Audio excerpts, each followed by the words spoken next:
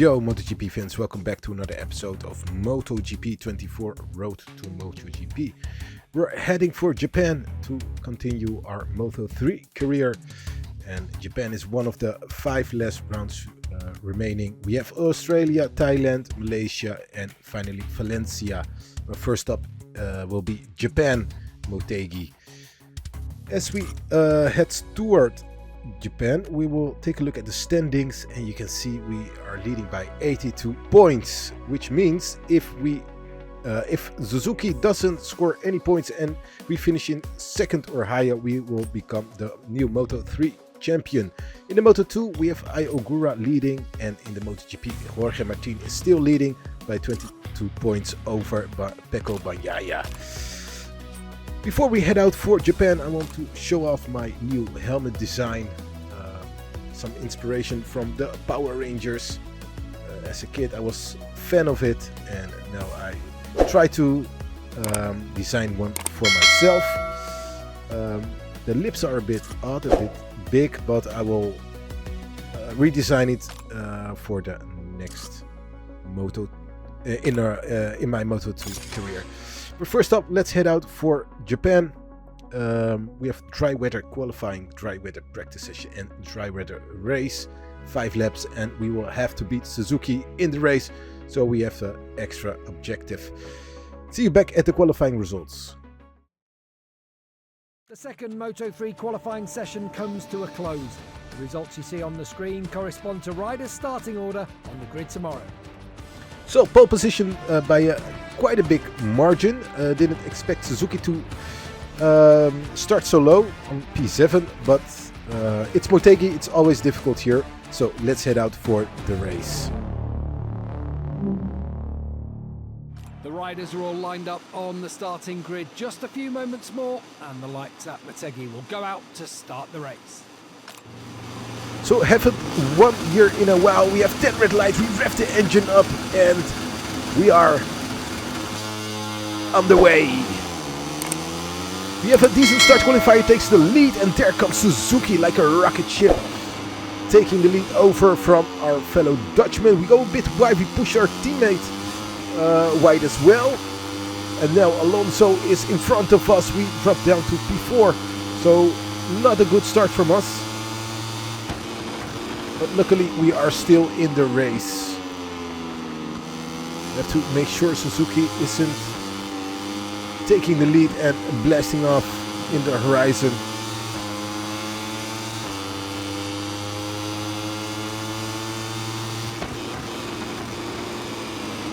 Need to deal with Alonso as fast as possible. We take a inside line, we push him a bit wide.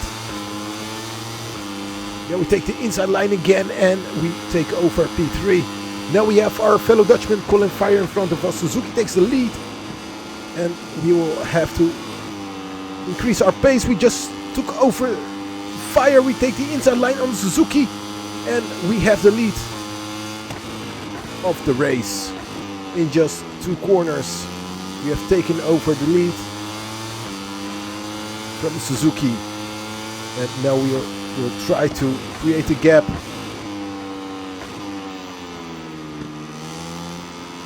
We can become Moto3 champion if Suzuki doesn't score any points and we finish in P2 or higher. But I doubt Suzuki will not score any points, as he is very fast.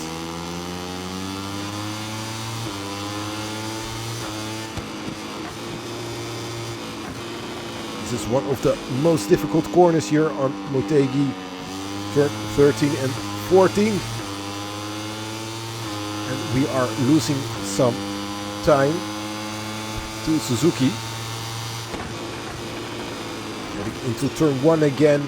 Oh, there comes Suzuki, and we hit him on the back. He crashed. Suzuki crashed out. What will happen? Will we receive a penalty by the stewards? No warning as of yet, or no notification that we are under investigation. So I think this will be noted as a racing incident. But that was a very dangerous move by Suzuki. It's a very late launch and it didn't work for him. Didn't expect him to make a move so late.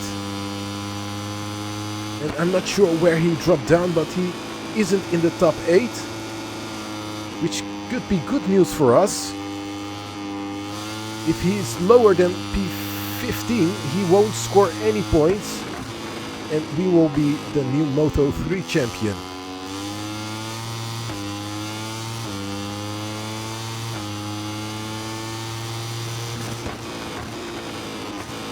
But we still have a long way to go, as we are only in the second lap of the 5. I'm trying to create a gap with Rueda and Colin Fire. But Motegi is very dangerous. You can easily outbrake yourself like I almost did here.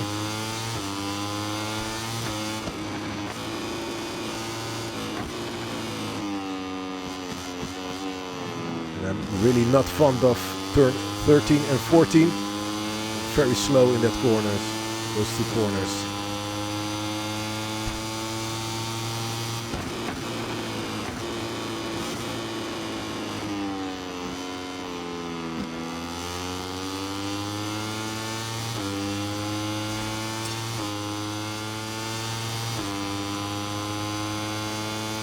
Yellow flag behind, someone crashed in turn 1, I think.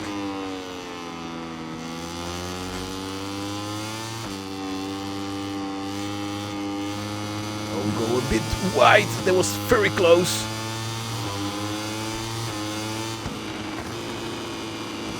So we are in the penultimate lap.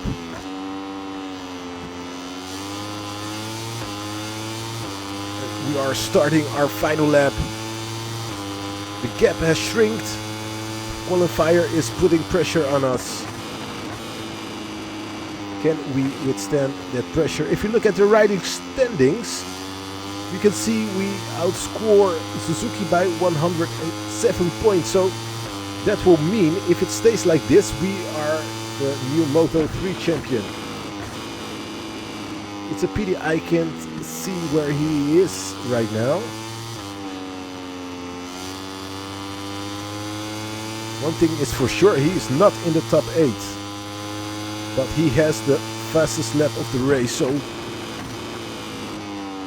I think he will finish in the top 10. So no Moto 3 championship for us yet. And maybe we can finish the deal in Australia, Phillip Island.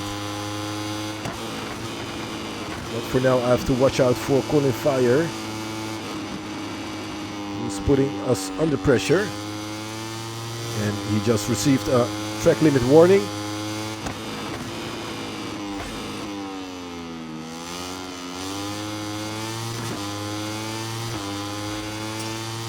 And my front tire doesn't want to turn in. As you can see, it's cooling down too much. I opted for the medium front tire, but I guess the soft was much better, as the medium one is cooling down too much. You're not generating enough heat for the front tire to have optimal grip. But that doesn't matter anyway. We are in the final corner, turn 14, the also difficult corner. We're coming around the corner and we will win the Moto, the Japanese Grand Prix here in Motegi. What did Suzuki do? To take us to the Parc Fermé to meet today's stars, let's take a quick look at the final results of this Moto 3 race. And we just received the notification that we are the new Moto 3 World Champion. So, Suzuki didn't finish in the top 15. Where did he finish? He finished in P16.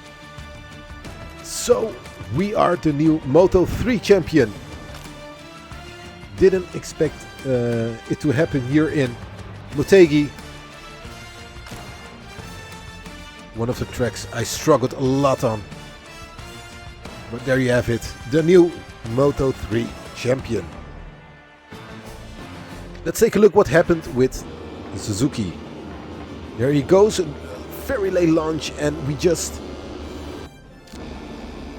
hit him very lightly on the back.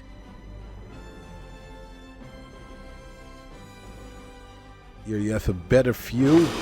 He's going for a very late launch, and I don't think he will pull it off if we didn't hit him. But it was a very dangerous move by Suzuki. If he continues like this, it will be difficult for his rivals to keep up with him. No need for the rivals to keep up, because we are already the new Moto 3 champion with just 4 races to go. And we have sealed the deal, sealed the championship. I'm very curious where we will, which team will be interested in us in the Moto 2. But we still have 4 races remaining.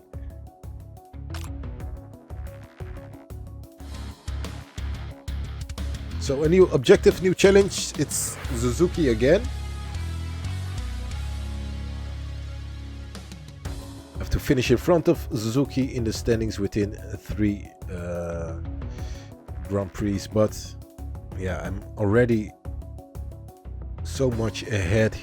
He can't overtake me anymore in the standings, because I'm leading by 107 points, I guess, and the maximum amount of points you can score in the 4 remaining races are 100. But yeah, nevertheless, I want to thank you for watching. Don't forget to leave a like, subscribe if you haven't done so, and see you back at the next episode of Road to MotoGP.